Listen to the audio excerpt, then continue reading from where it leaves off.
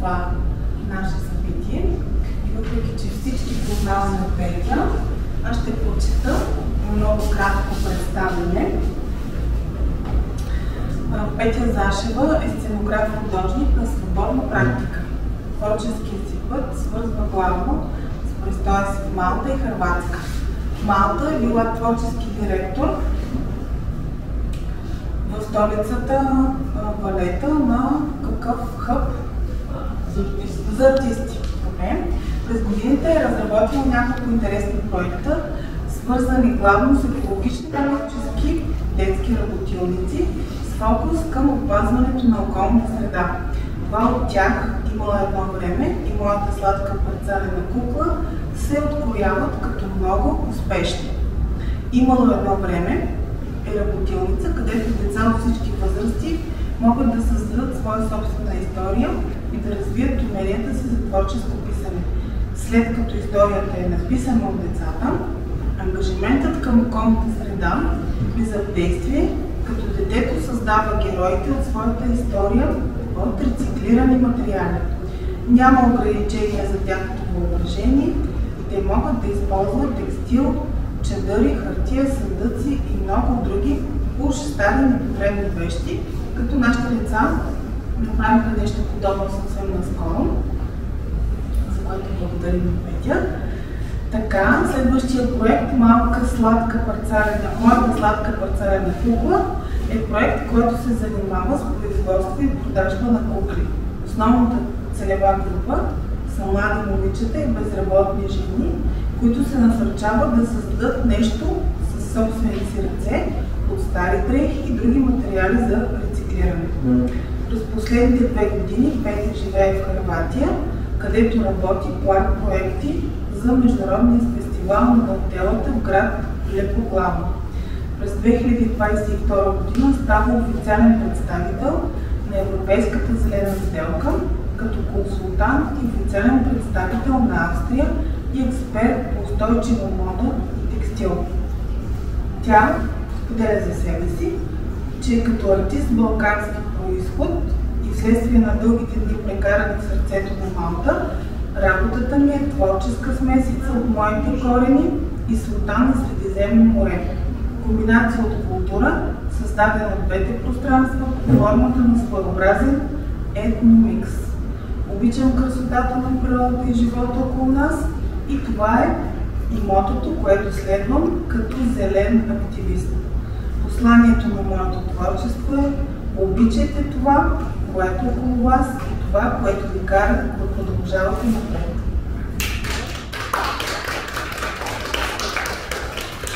Така, днес представям интересни пана, които са направени главно от стари дънки, стари пледове, стари дантели. Не са стъпките, не всички. Добре. Едните са правени, другите са стари. Добре. Аз така разбрах, че главно са рециклирани. Стари. Да, но едните са... Те пак са рециклирани, защото и самите дантели, които са правени, и те са в такива кои, като оставил. Добре. След малко ще ви представим едно кратко филмче за това, което е правило в Малта, но аз искам после да ви обърна внимание върху графиките, които са там, които са много интересни.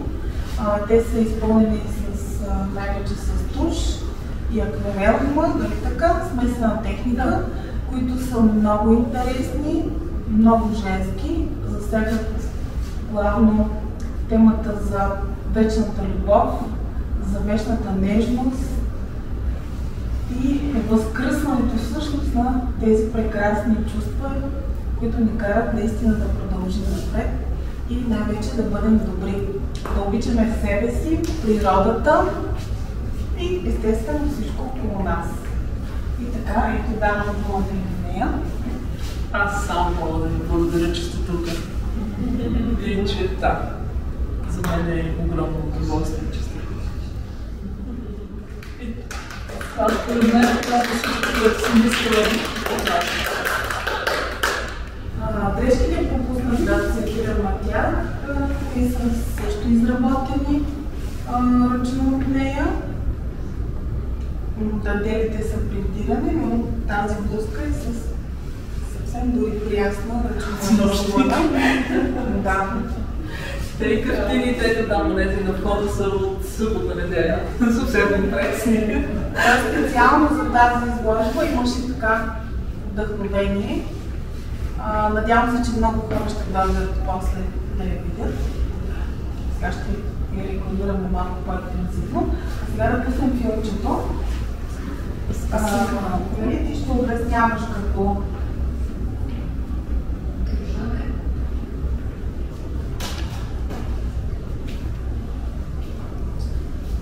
В началото на малко текст.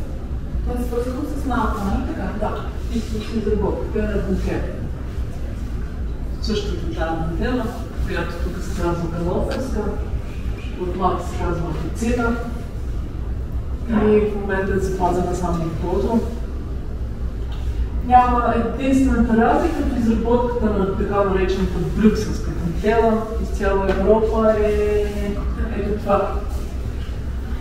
Тези във всяка една държава, тези възглавници им казват, изглеждат по различен начин. Малтийската е дълга, сега ще видите, те са дълги. И малтийките плетат, т.е. на дълго, т.е. тя плете и дига нагоре. Хърватките плетат и българките, т.е. калоферската и лепоглавската специалност на кръга, той се завърта и така и те въртат по нея. А това фестивал ли? Не, това е специално заради това видео събрано да се направи всъщност. Да, и т.е. тези хора всеки си твори вкъщи. Да. И после как ги реализират? Подава ги някъде? Проблема на изработването на ръчно на всичките тия неща е, че то отнема достатъчно дълго време и всъщност даденото време в 21 век е непознаваемо. Това е истината. Но за да го правят все пак имат някакъв...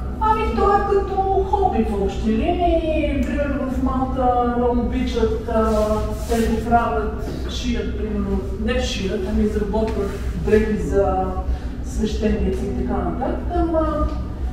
Едно време са го правили за чеизи и така нататък. Сега е като хоби. Както и това, да. Сега е като хоби. За съжаление, умиращо традиция навсякъде, почти не се изпълняват на голямата част от възрастни жени. Защото наистина това е адски елементарно, самото плетене, но наистина отнема много време. И проблема е, че всяко едно от тия мънички елементи, примерно това се шие, това се прави наведнъж, ето тя показва, значи кръга е направено наведнъж, всичкото останало се прави допълнително, то се съшива, което всяко едно нещо отнема време. Баба показва как се набиват конците на... И да, и ето, както набива конеца и примерно разликата също е в съвалките. Всякъде се са различни. Тоест, да, един и същ. Другото нещо, което е като различно, е, че във всяко едно място, където се определя като основен център за изработка на дантелата в различните държави, както тук е Калофер, примерно в Хърватия за 3 града, основни е, че всеки един, ето това, тия цветя са основни за всичките дантели. Тоест това е запазено навсякъде, всяка една дантела из Европа го продължава да дослага, но всеки един, примерно за малтийската дантела е там, вижда кръста, да, кръста е на популярен. Хърватите слагат много цветя, той ние слагаме всъщност цветя, но всеки го определя като възоснова на развитието, нали, за годините, защото те всъщност се прехвърлят между 13 до 20 век, се прехвърлят до Брюксел из Европа и след това се доразвива.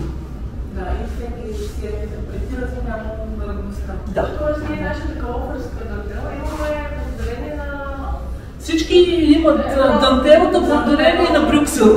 Да. Благодарение на Брюксел, да. А всъщност се води брюкселска дантела. Да, но само в Калофер са възприели този начин на плет или останали? Само в Калофер е останало това, което е наречената брюкселска дантела. Да, със удоволствие. Да, а останалото останалите вече са Ами не, те в Калопра са развивали всичките видове. Примерно тая се казва горната, дето е немска на една кукра. Това е начинът на изработване. Това долу е плетено с овалки. Това там долу е плетено на малтийско, то също е плетено с овалки. С овалките е малко по-фина. Не, финно е конец. Да, Защото за това се използва възможно най-финния конец. Аз първата, която направих, беше с много по-тънко това. Тя беше толкова тънка. Така че всъщност това е мое, че да, те по-скоро използват.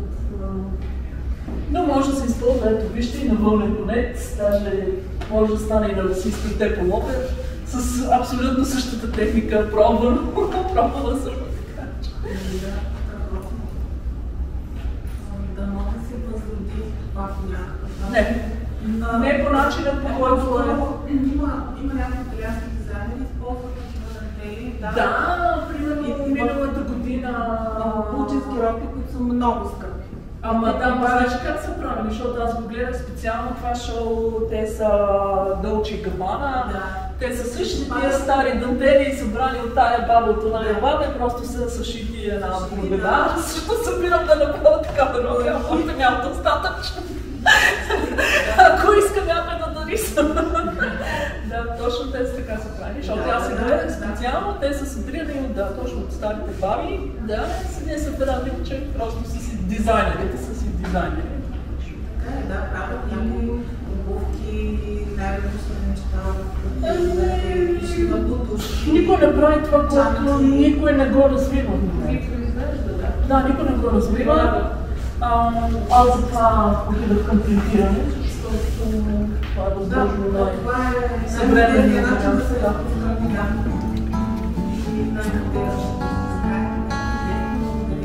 ето, гледате, разглеждайте.